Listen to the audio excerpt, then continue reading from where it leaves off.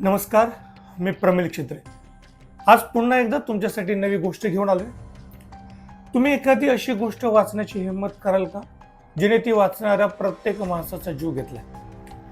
तुम्ही अनेक हॉरर सिनेमे पाहिले असतील, ज्यात एखादी वस्तू किंवा एखादं घर शापित असतं. पण विचार करा, जर एखादा कागद, एखादी साधी कथा लोकांचा जीव घेऊ लागली तर? हॉलिवूडमध्ये एक असा शब्द आहे जो उच्चारायला पण लोक घाबरतात, आणि त्याचं नाव आहे अतूक. गेल्या 4 दशकांपासून आहे ना, ही स्क्रिप्ट एका स्टीलच्या तिजोरीमध्ये बंद आहे. ज्याने त्याला हात लावला तो स्मशानात पोचलाय. ही निवळ अफवा नाही आहे बरं का, जरा ऑन रेकॉर्ड घडलेल्या सत्य घटनेत. आज आपण अशा एक सत्याचा उलगडा करणार आहोत, ज्याचा शोध घेताना अनेकांचं रक्त गोठलंय. आणि ही गोष्ट फार महत्त्वाची आहे, त्यामुळे शेवटपर्यंत पहा. आणि प्रमिल क्षेत्रे हे माझ्या यूट्यूब चॅनलला लाईक, शेअर, सबस्क्राईब केलं नसेल तर ते लवकरात लवकर करा, कारण अशा अनेक गोष्टी तुम्हाला ऐकायला मिळतील. 1982 मध्ये हॉलिवूडचा सर्वात मोठा कॉमेडियन जॉन बेलुशी आपल्या करिअरच्या शिखरावर होता. त्याला एक स्क्रिप्ट दिली होती, अतूक. ही एक साधी कॉमेडी फिल्म होती. बेलुशीने स्क्रिप्ट वाचली आणि तो हसून म्हणाला, हे अप्रतिम आहे.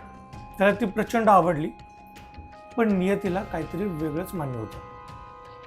स्क्रिप्ट वाचल्यानंतर काही दिवसातच 5 मार्च 1982 ला बेलुशीचा मृतदेह एका हॉटेलमध्ये सापडतो. 33व्या वर्षी जगाला हसवणारा हा अभिनेता कायमचा शांत झाला होता. ही केवळ एक सुरुवात होती बरं का, अजून अशा खूप साऱ्या घटना घडायच्या बाकी होत्या. बेलुशीच्या मृत्यूनंतर ही स्क्रिप्ट 4 वर्ष कोणालाही तिला स्पर्शच करू दिला नाही कोणाला. मग एंट्री झाली सॅम किसनची. सॅम हा वादग्रस्त पण लोकप्रिय अभिनेता होता. त्याने या चित्रपटाचं शूटिंग सुरू केलं, पण पहिल्याच दिवसापासून आहे ना, सेटवर विचित्र घटना घडू लागल्या. लाईट्स अचानक पडणं, कॅमेरा खराब होणं, सॅमचे प्रोडक्शन सोबत भांडण झालं आणि फिल्म थांबली. पण शाप त्याचा पाठलाग सोडत नव्हता.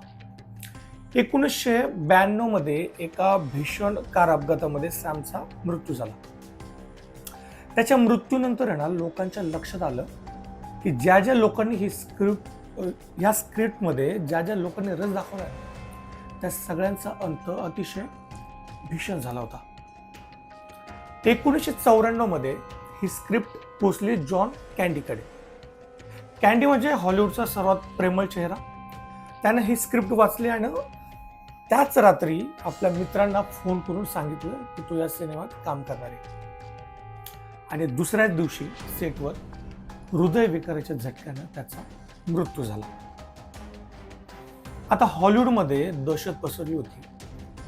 पण 1997 मध्ये ना, तरुण अभिनेता क्रिस फॅरेल याने या आव्हानाचा स्वीकार केला. या आव्हान त्यांनी स्वीकारलं. क्रिसनं स्क्रिप्ट वाचली आणि काही तासातच त्याचा पण मृत्यू झाला. पुढे फक्त ऐका बरं का, ही गोष्ट फार भयानक आहे. आणि धक्कादायक गोष्ट म्हणजे की ज्या हॉटेलमध्ये बेलुशी मेलं होतं ना, तिथेच हा क्रिसचाही अंत झाला होता. दोघांचं वय किती, तर 33 वर्षच. हा योगायोग आहे ना, असूच शकत नाही हा योगायोग. आणि या स्क्रिप्टचा शाप फक्त मुख्य अभिनेत्यापुरता मर्यादित नव्हता. क्रिस फॅरेल ही स्क्रिप्ट त्याचा मित्र हार्टमनला वाचायला दिली होती. क्रिस गेल्यानंतर 5च महिन्यांनी फिलची त्याच्याच पत्नीने हत्या केली. हार्टमन जो होता त्याची हत्या केली. स्क्रिप्टशी संबंधित असलेला प्रत्येक धागा कापला जात होता. आणि काही लोक म्हणतात की ही स्क्रिप्ट एका अशा लेखकाने लिहिली होती ना, ज्याने कळत न कळत काही प्राचीन जादूटोण्याचे संदर्भ वापरले होते. वैज्ञानिक दृष्टिकोनातून पाहिलं तर हे सर्व अभिनेते ओव्हरवेट होत्या आणि ड्रगच्या आहारी गेले होते. पण 5 मोठे मृत्यू, आणि तेही स्क्रिप्ट वाचल्यानंतर लगेच. हे विज्ञानाच्या पलीकडचं आहे बरं का, मी जे तुम्हाला सांगतोय ते. आज अतुक ही स्क्रिप्ट वॉर्नर ब्रदर्सच्या डार्क स्टोरूममध्ये बंद आहे. आजही अनेक तरुण दिग्दर्शकांना ही स्क्रिप्ट खुणवते, पण कोणीही ती बाहेर काढण्याची हिंमत करत नाही. कारण त्यांना माहिती आहे काही रहस्य ही बंद कपाटातच सुरक्षित असतात.